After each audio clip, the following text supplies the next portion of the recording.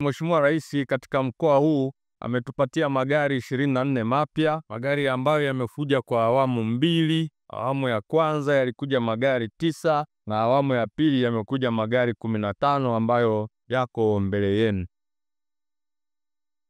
Nichukue fursa hii kukushukuru kamanda wa polisi kwa niaba ya serikali kwa kazi kubwa na nzuri mnayoifanya ndani ya mkoa, lakini na kwenye taifa kwa ujumla. Lakini nawashukuru maafisa na askari wa jeshi la polisi kwa kazi kubwa mnayofanya ndani ya mkoa na ndani ya taifa. Nimeshuhudia mapokezi mazuri mlioyafanya kwangu, kwanza kwa gwaride lenye utaalamu na weledi na ukakamavu mkubwa. Lakini pia nimesikia kiapo cha utii ambacho kimesheheni ahadi nyingi za kulitumikia taifa hili kwa weledi, kwa nidhamu na kwa mapenzi makubwa ya taifa lenu. Sasa mimi nimshukuru sana Rais kwa kuyapokea mapendekezo ya afande IGP juu ya uboreshaji wa jeshi la polisi. Kwanza kimafunzo, lakini pili kivifaa kama ambavyo tumeona, na tatu kwenye rasilimali watu kwa maana ya ajira na kuwaendeleza maafisa.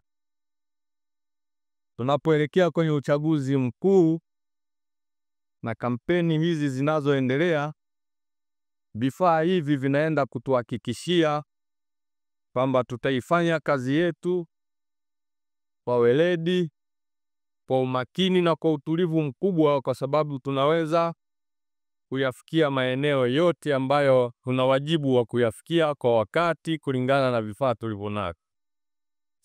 Lakini kulingana na ahadi za kiapo ni kwamba mtatenda kazi zenu bila huba wala kumpendelea mtu, lakini kwa kuzingatia kanuni, sheria na taratibu. Nimesikia hapa mkisema mbele yangu, na huo ndio mwito wangu kama mkuu wa mkoa, lakini ndio mwito wa serikali kwamba vyombo vyetu hivi vya ulinzi vifanye kazi ya kuwahudumia wananchi kwa weledi mkubwa, kwa hekima na busara kubwa, ili wananchi wavione vyombo hivi vya ulinzi kuwa ni vya kwao na wanayo kila haki ya kuvipa msaada katika kutekeleza majukumu yake. Baada ya kusema hayo, kamanda wa polisi wa mkoa, naomba unifikishie salamu zangu za dhati kabisa kwa maafisa askari ndani ya mkoa mzima wa Ruvuma kokote walipo wanapotekeleza majukumu yao.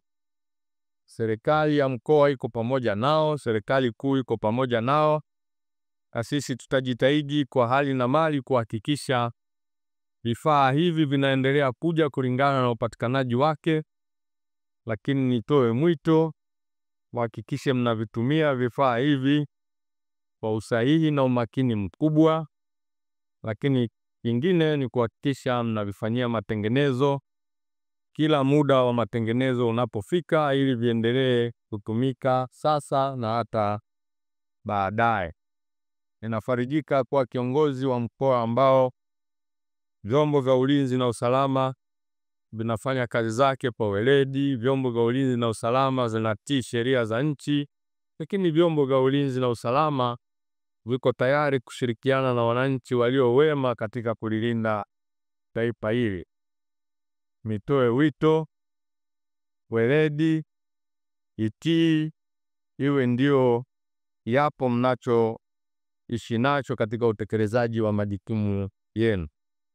Lakini kikubwa, ili tuwe na jeshi zuri na la kisasa, pia nitoe rai kwa maafisa na askari kujiendeleza kwa kupata elimu mbalimbali za utaalamu mbalimbali, ili kukabiliana na changamoto za mabadiliko makubwa ya kiuhalifu yaliyopo duniani na kwenye taifa letu kutokana na maendeleo tunayoyapiga.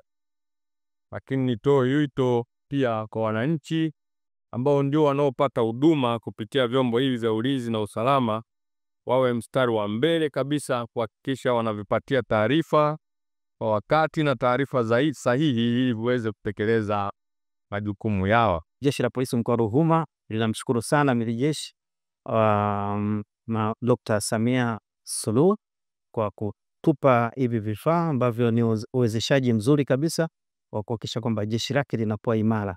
Jeshi lake sasa naweza kusema limeboreshwa, na sisi kama Jeshi la Polisi tuko tayari kabisa kwa kazi, na tunaanza sasa hivi katika hizi kampeni kuhakikisha kwamba kila kampeni inayofanyika tunakuwepo, tunatimiza wajibu wetu.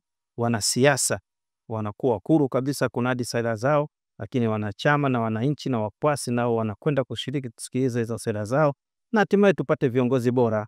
Na hii itakapofika tarehe 29 tutahakikisha kwamba magari haya yanatumika vizuri kabisa kuhakikisha askari wanapoepo katika maeneo ya tukio, kuhakikisha kwamba watu wanapiga kura vizuri, lakini wakati wa kuhesabu kura tutakuwepo na vifaa hivi vitatusaidia kuhakikisha kwamba tunakuwepo. Watu kura zitahesabiwa na baada hapo watatangazwa wale walioshinda. Baada ya walioshinda tutaendelea kuwalinda kuhakikisha kwamba wanatimiza wajibu wao wa kadri ya Katiba ya Jamhuri ya Muungano wa Tanzania inavyoelekeza.